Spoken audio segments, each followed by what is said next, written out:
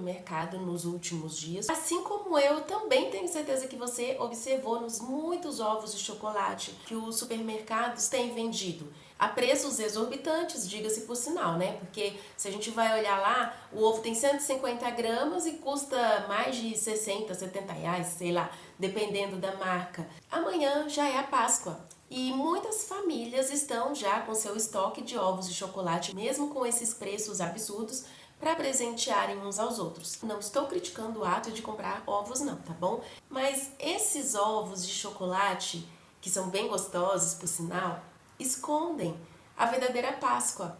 Eu quis trazer esse vídeo hoje porque talvez você seja mãe, talvez você seja pai e não tem nada de errado em consumir o ovo de chocolate, em comer o chocolate, mas associar o ovo de chocolate ao verdadeiro significado da Páscoa, isso não dá certo. Coelho nem bota... Gente, coelho nem bota ovo. Sei que tem a questão do lúdico e tal, talvez você até possa mesmo fazer essa brincadeira com os seus filhos, mas deixe claro que isso nada tem a ver com a verdadeira Páscoa. Aproveite essa oportunidade para ensiná-los o que realmente é a Páscoa. Talvez você esteja pensando assim, nossa, mas o que tem a ver um canal que só fala de casamento, relacionamento, vir falar sobre isso? Eu também trago assuntos voltados para a família. E eu não posso deixar passar em branco esse dia, até porque eu estou com um ovo aqui de todo tamanho e eu vou abrir aqui junto com vocês. Diferente do ovo de chocolate que a gente está habituado, esse ovo aqui traz a verdadeira história da Páscoa.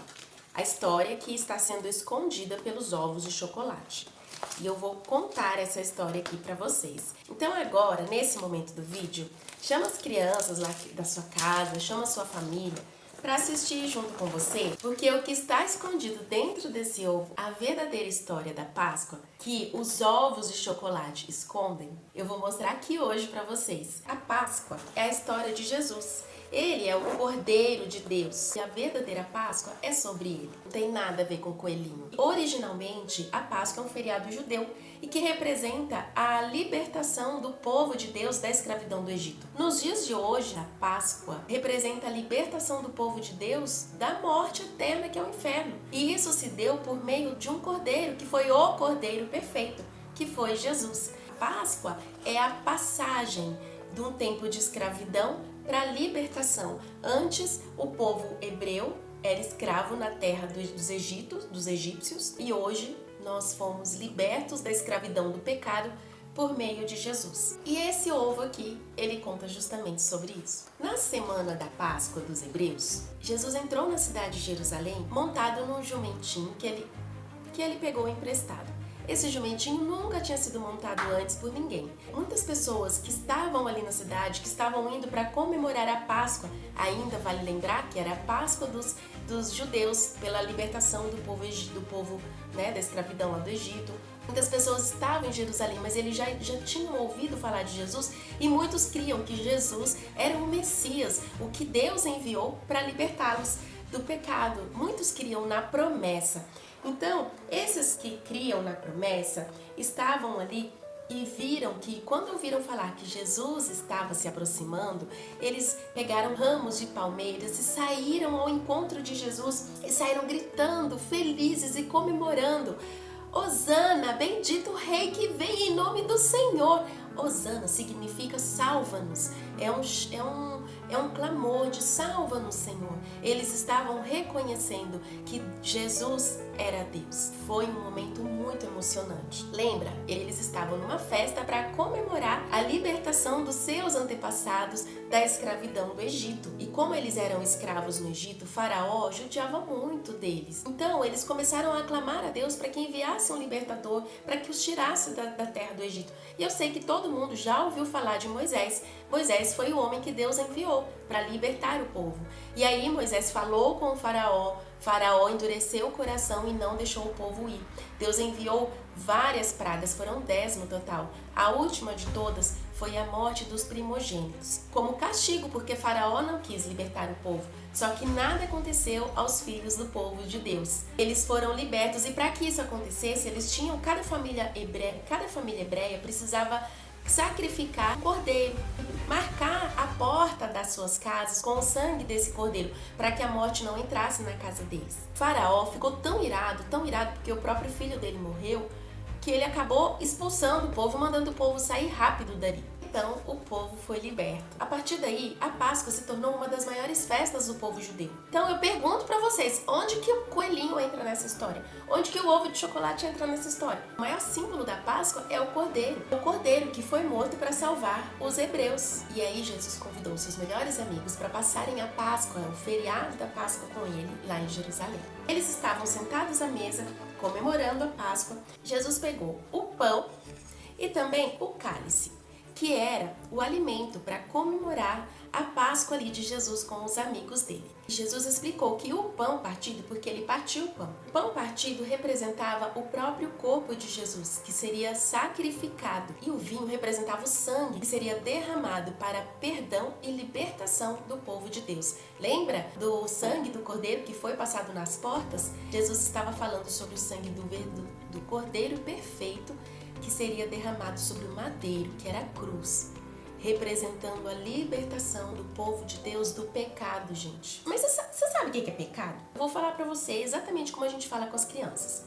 Pecado é tudo o que a gente pensa, o que a gente faz, o que a gente fala que não agradam a Deus. Por exemplo, criança, se você falar mal de algum colega seu para outro, você já tá pecando. Ah, não, você não fala mal não, mas você não gosta de dividir o que você tem, você não empresta os seus brinquedos, você tá pecando porque você tá sendo egoísta, entendeu? Quando você não obedece os seus pais, ou quando seus pais falam assim pra você, desliga esse celular, e você continua ali no celular e fala só mais um pouquinho, ou finge que não escutou, você está pecando. Bom, Jesus sabia que tudo aquilo que estava para acontecer fazia parte de um plano de Deus, o plano perfeito. Enquanto Jesus estava ali ceando com seus amigos, Judas, você já ouviu falar do Judas, né? O Iscariotes, o traidor.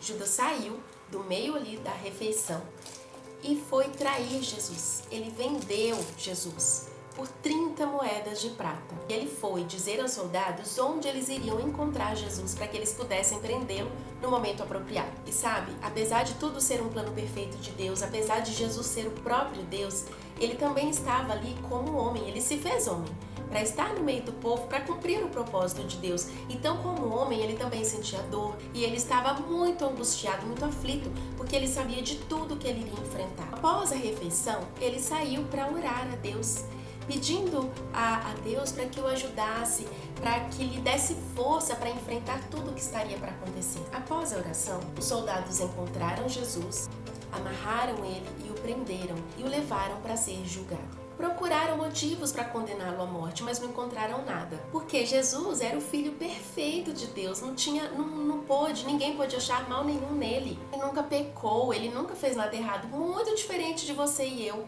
Os judeus contrataram pessoas mentirosas para falarem várias mentiras acerca de Jesus para que ele fosse condenado. Então, os soldados romanos bateram Jesus, espancaram com chicotes feitos de couro, não como esse aqui. Na ponta desses chicotes tinham pedaços de osso. Além de baterem muito nele, trazer muita dor e sofrimento ali naquele momento, porque tiraram a roupa dele, sabe? Foi muito sofrimento ali exposto na frente de todo mundo, sofrendo, apanhando. A carne dele era moída, a carne dele era moída, porque aqueles pregos, aqueles ossos, os metais nas pontas do chicote, quando batiam na carne, elas encravavam, assim, saia arrancando pedaço. Era muito sofrimento. E como se não bastasse, colocaram uma coroa de espinhos na cabeça dele, tirando sarro, ridicularizando, chamando ele de rei dos judeus. Foi assim um sofrimento muito grande. E depois de tudo isso, levaram Jesus e o crucificaram na cruz. Colocaram pregos nas mãos e nos pés de Jesus. Crucificaram no meio de criminosos, como se ele fosse um criminoso hediondo, como se ele tivesse cometido um grande crime. Mas tudo isso fazia parte do plano perfeito de Deus para que eu e você fôssemos salvos do pecado, para que nós não sofrêssemos a morte eterna. Então, todos que crerem que Jesus morreu por sua causa e confessar que Ele é o único e suficiente Salvador, vai ter a salvação, será liberto do pecado. E por fim, depois de tanta agonia e sofrimento, ele deu um último suspiro e gritou: está consumado. O que quer dizer? Está pago o preço pelos pecados. E aí ele morreu. Os soldados que estavam no local jogaram dados para sortearem quem é que iriam ficar com a capa, com a manta de Jesus, com a roupa de Jesus. E depois um dos soldados perfurou a lateral do corpo de Jesus com uma lança para confirmar que ele estava morto. Foi uma tarde muito triste. Vieram alguns homens, Nicodemos e José de Arimateia, pediram permissão para retirarem o corpo de Jesus na cruz, enrolaram o corpo dele numa manta e o sepultaram num túmulo que nunca tinha sido usado antes. Naquela época, o túmulo era como se fosse uma caverna de pedra. Eles colocaram o corpo de Jesus naquela caverna e rolaram uma grande pedra para tampar a saída do túmulo ali, né? Depois de 3 dias, algumas mulheres foram visitar o túmulo de Jesus. E quando chegaram lá, a grande pedra que estava tampando aquela caverna onde estava o corpo de Jesus, a pedra tinha sido retirada, ela tinha sido rolada de lado e o túmulo estava aberto. Quando elas olharam para dentro do túmulo, Jesus não estava lá. Jesus havia ressuscitado. Essa é a verdadeira história da Páscoa. Não tem coelhinho nessa história. Não tem ovo de chocolate nessa história. Isso foi algo que foi criado com o passar dos anos para distraírem a nossa cabeça, para nos fazerem esquecer dessa verdade tão importante que a gente não pode se esquecer. Jesus, ele venceu a morte. Ninguém é capaz de ressuscitar, mas Jesus ele foi capaz, ele ressuscitou após os 3 dias, ele venceu a morte e ele está vivo. Ele está vivo, ele quer perdoar os seus pecados e quer morar no seu coração. E se você, não só criança, mas você família, casal, se vocês ainda não fizeram essa oração de entrega ao Senhor Jesus, de pedir para que Ele entre na sua vida e faça um renovo e transforme tudo novo, sabe? E te perdoe dos seus pecados, te liberte da escravidão, porque, gente, é uma escravidão. Quando você vive indiferente a Jesus, quando você vive distante de Deus, você está morto. É como se você estivesse morto. Você está morto no seu pecado. Então, faça uma oração. Entregue a sua vida ao Senhor Jesus e peça para que Ele entre na sua vida, na sua casa, na sua família, porque Ele pode tornar nova todas as coisas. Ele pode renovar e ressuscitar você também. Sabe como? Quando você morrer, porque todos nós passaremos pela morte. Você, quando chegar a sua vez de morrer, você não vai para o inferno e não me venha com a história de que você é bom, que você é bonzinho. Você não é bonzinho. Você só faz coisas boas porque Deus coloca a graça dele em você. Se Deus retirar a graça dele, você e eu não somos capazes de ser bons. Não existe bondade em nós. Em nós, nosso coração é sempre inclinado para o mal. Olha um bebezinho. Se ele não é educado, ele vai crescer. Ninguém ensina um bebezinho a fazer pirraça. Ninguém ensina uma criança a fazer maldade. Isso é da natureza dela. É muito duro ouvir isso, mas é a verdade. O ser humano tem a noção do que é certo e errado porque Deus coloca isso em nós. Porque senão o mundo seria terrível para se viver. E é por misericórdia mesmo. Mas a salvação, sabe? A ir para o céu mesmo. Estou falando de ir para o céu depois de morrer. Isso só vai acontecer quando você reconhecer que Jesus, Ele é o Senhor e Salvador da sua vida. E você só vai poder fazer isso através de oração e confessando de todo o seu coração, de toda a sua força, que Ele é o seu Salvador e convide-o a entrar na sua vida, na sua casa, para transformar todas as coisas. E sim, você poder comemorar de fato a Páscoa, que é a libertação do pecado, é a libertação da morte e comemorar a esperança de uma vida eterna. Que Deus assim abençoe você e o seu lar e feliz Páscoa!